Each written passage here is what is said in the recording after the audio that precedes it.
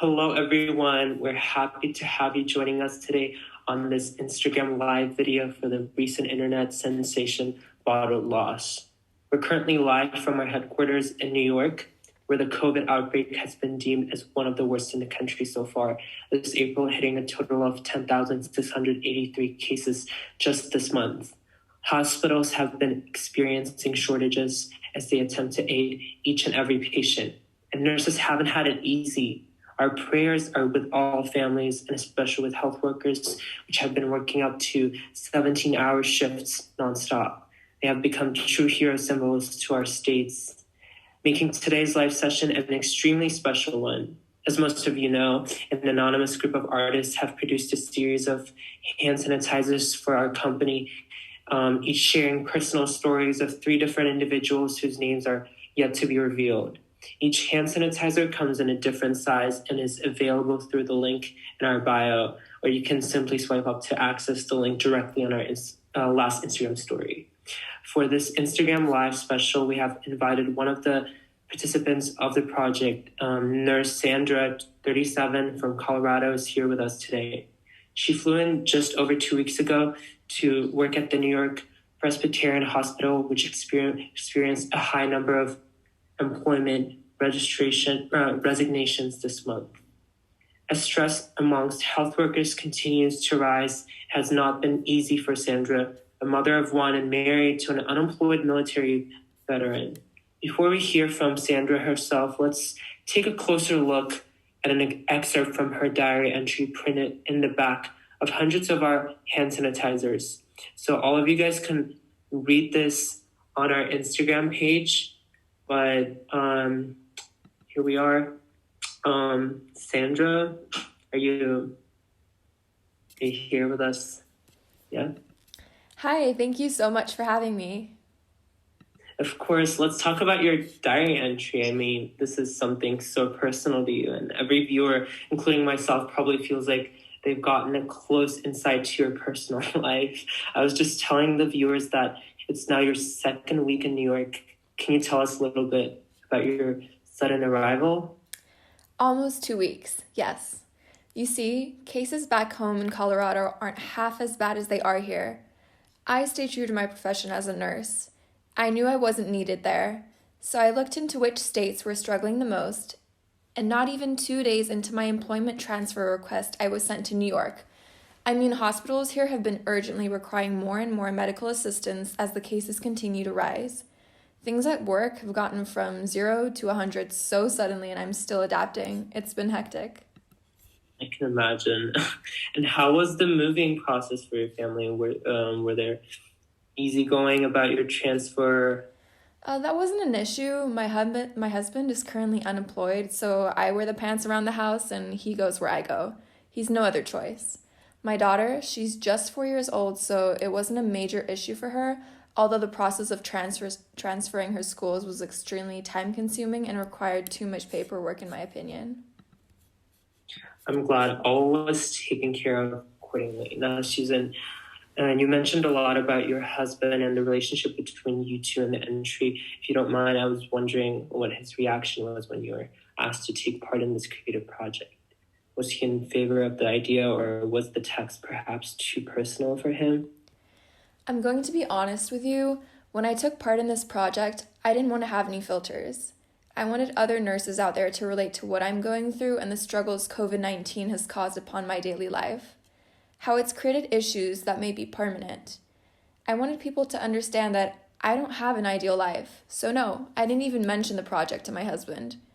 That wall I talked about in my diary entry is still standing. We barely communicate. Now that he's seen the project, however, I feel he's been making a conscious effort to be more helpful around the house and taking part in more job interviews here in New York. I see what you mean. So it must have been hard for him to read it at first. I can imagine I wouldn't be hesitant to share something this personal with my loved ones as well. But at the same time, I have so much respect for you. The writing is truly inspiring. It touched me and others who have read it. The truth is, what we need, no censorship. 2020 has taken a lot from us already, I think. So on another note, What made you decide to participate in this project? I wanted to voice the struggles us nurses have gone through this year because of the pandemic. I really wanted everyone to understand how mentally destructive our jobs are, with the hopes that viewers may follow government law implications for COVID and social distance accordingly after being aware of how much health workers go through. How our relationships with our families are jeopardized from the lack of time together. Especially here in New York, cases just can't keep increasing like this. And I know your hand sanitizers were manufactured and delivered globally to large cities in China, India, Europe, and Australia, and I'm sure my message matters just as much there. I just want people to be more careful, to maybe reduce the number of cases for a while. I want nurses to have a break, or at least make our work less intense. I agree. People aren't as conscious about their decisions nowadays, especially after the first major wave of COVID last month in March. Once everyone was out of their homes and back in their daily routines, the amount of people who were less and less concerned about COVID drastically increased. But the cases are beginning to skyrocket. I noticed a huge shift in everyone's mindsets. Social distancing is one of the biggest problems, as well as huge public gatherings and parties, so I can imagine how hard it gets at times. Something else now, tell us how you became aware of our creative project. Were you simply invited or scouted? I was actually discovered by one of the project creative directors on Instagram. You see, I have this account which allows me to be quite vocal, and I believe he saw one of my videos on there where I rant about my frustrations of being a New York health worker during the COVID outbreak. Some video I posted last week, or maybe this week, I'm not too sure, but everyone can check it out after this live session. Anyways, he reached out to me saying he understood my struggles and wanted the world to be aware of them. And now I'm here, and my personal diary entry is in the product packaging of millions of people's hand sanitizers around the world. Social media really amazes me sometimes.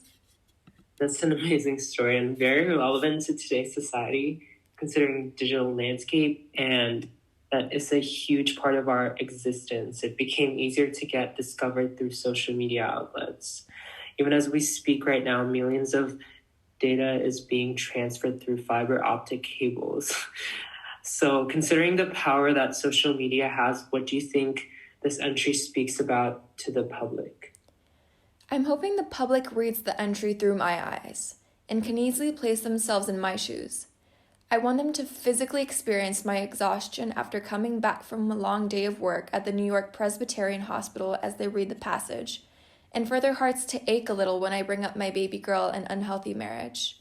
I want them to know they can make a difference to my situation and millions of others similar, that they can reduce the number of cases in their cities if they just respect the coronavirus laws and measures.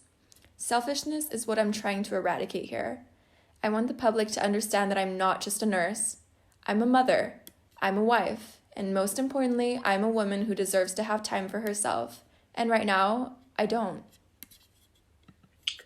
Reducing individuals to their profession or what they're known for is something our society deeply struggles with. So, especially in the American culture where we're educated that our main role in life is to get a well-paid, successful job and dedicate our all to it. Yet one's identity has so many more things other than their career path. We're all someone's brother or sister and someone's daughter or son. We're all connected, especially at such challenging times where it's important for us to stay stronger as humanity. So this made me think of this idea of pocket memories.